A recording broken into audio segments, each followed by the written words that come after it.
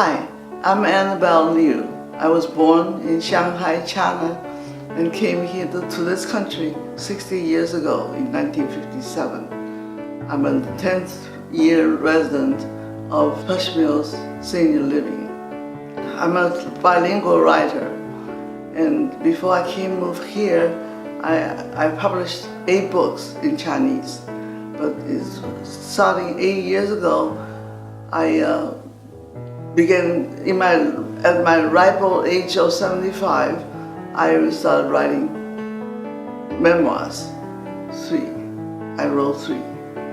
I want to tell my granddaughters about my childhood, but they were too little, and my story was so complicated, too complicated. I know my childhood was always consumed by 2 wars. And when I was 2 years old, the Japanese invaded China.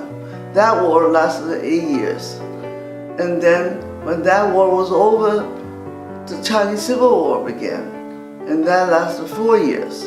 My father volunteered to fight the Japanese. He joined the resistance. He's gone. He was gone. And leaving my mother and 3 kids in Japanese-occupied Shanghai. We lived under the radar for 2 years until the Japanese found out about my father, came to arrest us.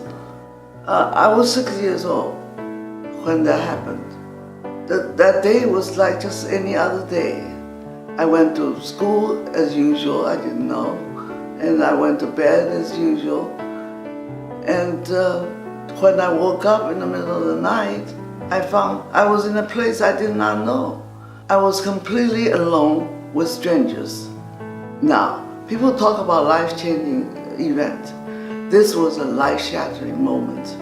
The moment I woke up and found I was totally alone, helpless, and vulnerable was burned into my psyche ever since. I was never the same again, never felt secure again. And after that, we changed name, used false names, and lived hiding from the Japanese. All the time constantly living with the fear of being discovered and put to death. So I decided to write my first memoir. The title is My Years at Zhangzheng, 2 Wars, 1 Childhood. Zhangzheng is an unfamiliar name for you, but it's a name. It's a false name that kept me alive for 4 years. The writing of this memoir stirred up another issue. My father was a very extremely charming, charismatic, and narcissistic man. He was gone for 6 years fighting the Japanese, but the moment he came back, the instant he came back, he became the center of our universe. So we lived all the time just to serve him, for him, serve him. His needs were so overwhelming that he sucked all the oxygen from the house. He ruled us with an iron fist and benevolent smile. And for instance, he treated me always like I was 12 years old. So I set out to write a book on my I thought it was on my relationship with my father. But when I was done, I was astonished to find I actually wrote a book that's 4 stories in one. A family psychological drama, a tragic portrait of a marriage, my marriage, and a mystery story and a survivor's tale. The book is called Under the Towering Tree, A Daughter's Memoir. That's my biggest book yet. And then, after this, I still couldn't stop. I want to write about yet another aspect of my life, which is my 60 years as an immigrant. I told that story through a series of personal essays. Now, with the heavy subjects out of the way, the wars and my father, the 3rd book allows me to go back to my old tricks. The 3rd book is called when chopsticks meet apple pie, cross-cultural musings of life, family, and food. You may think, why write about food of all things? There's many subjects in the world. I came here 60 years ago in 1957 on a freighter.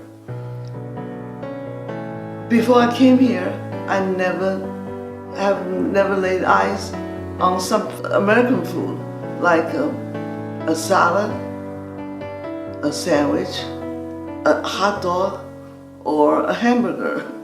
I mean, just never heard of it. I may have heard of it, but I never tasted it. I never knew it.